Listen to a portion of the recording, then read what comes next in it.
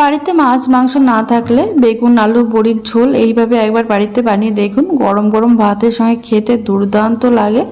তার জন্য এখানে দেখুন একটা মিডিয়াম সাইজের আলু আর একটা মিডিয়াম সাইজের বেগুন এইভাবে কেটে ভালো করে ধুয়ে রেখেছি। এবারে দেখুন রান্নার জন্য কড়াইতে আমি দিয়ে দিয়েছি 2 টেবিল চামচ সরষের তেল। তেল ভালোভাবে গরম হয়ে যাওয়ার পর এর মধ্যে বেশ কয়েকটা ডালের বড়ি দিয়ে একটু লাল করে ভেজে নেব। বড়িগুলো ভাজা হয়ে গেছে, এবার এগুলো তেল থেকে তুলে নিচ্ছি। ওই তেলের মধ্যে আমি দিয়ে দেব সামান্য নুন, তারপরে দিয়ে দিচ্ছি কেটে রাখা বেগুন।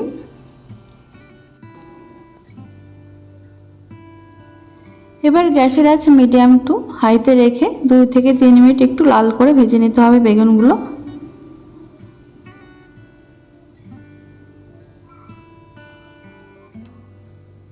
দেখুন বেগুন এইভাবে উল্টে পাল্টে এরকম লাল করে ভেজে নিয়েছি।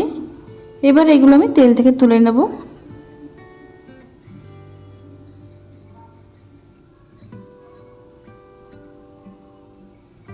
এবার কড়াইতে আরো 1 চামচ তেল আমি দিয়ে দিচ্ছি। এবার তেলের মধ্যে দিয়ে দিচ্ছি সামান্য পরিমাণে কালো জিরে ফোড়ন।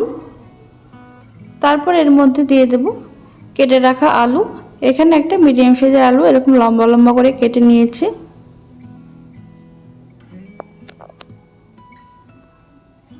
আলু এখানে 1 মিনিট ভেজে নেওয়ার পর এর মধ্যে আমি দিয়ে দেব সামান্য নুন আর দিয়ে দেব সামান্য পরিমাণে হলুদ।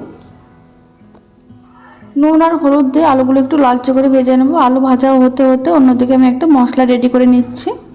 তার জন্য একটা মিক্সিং জারের মধ্যে দিয়ে দিলাম আমি 1 চামচ হলুদ সরষে, দিয়ে দিলাম 1 চা চামচ মতো কালো সরষে, দিয়ে দিচ্ছি সামান্য বা হাফ চামচ মতো গোটা জিরে।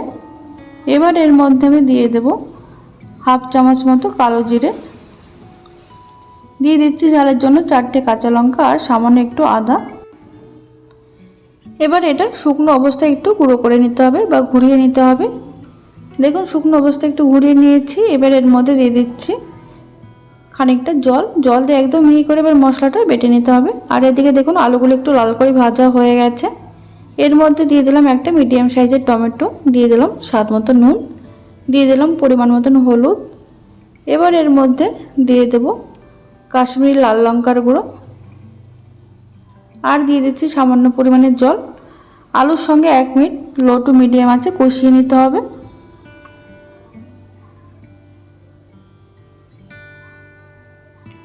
দেখুন 1 মিনিট কষিয়ে নেওয়ার পর এবার এর মধ্যে দিয়ে দিচ্ছি বেটে রাখা মশলা দিয়ে আলুর সঙ্গে আরো কিছুক্ষণ কষিয়ে নেব আমি।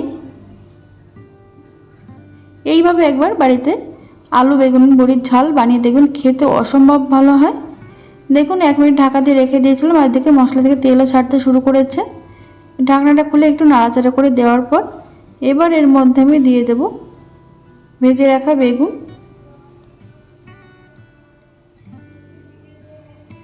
এবার সবকিছু একসঙ্গে আরো 30 থেকে 40 মিনিট কষিয়ে নিতে হবে।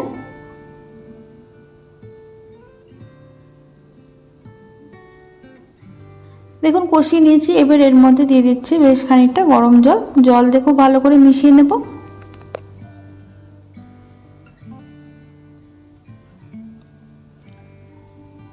মিশিয়ে নেওয়ার পর এদিকে যখন ঝোলটা ফুটতে শুরু করবে তখন এর মধ্যে আমি আরো খানিকটা নুন দিয়ে দিলাম। নুনের পরিমাণটা আপনারা আপনাদের স্বাদ অনুযায়ী কম বা বেশি করতে পারেন।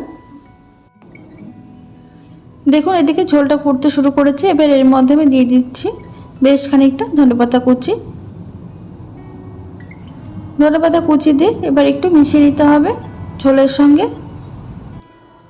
যেহেতু আলু আর বেগুন ভাজা রয়েছে তাই রান্নাতে খুব একটা বেশি সময় লাগবে না। দেখুন এটা যখন ফুটতে শুরু করবে তখন এর মধ্যে দিয়ে দিলাম ভেজে রাখা ডালের বড়িগুলো দিয়ে একটু মিশিয়ে নেওয়ার পর ঢাকা দিয়ে গ্যাসের আঁচ একদম লোতে রেখে এটা 3 থেকে 4 মিনিট রান্না করে নেব। 4 মিনিট পর ঢাকনাটা খুলে নিয়েছি। এদিকে আলু আর বেগুন কিন্তু খুব সুন্দর সিদ্ধ হয়ে গেছে।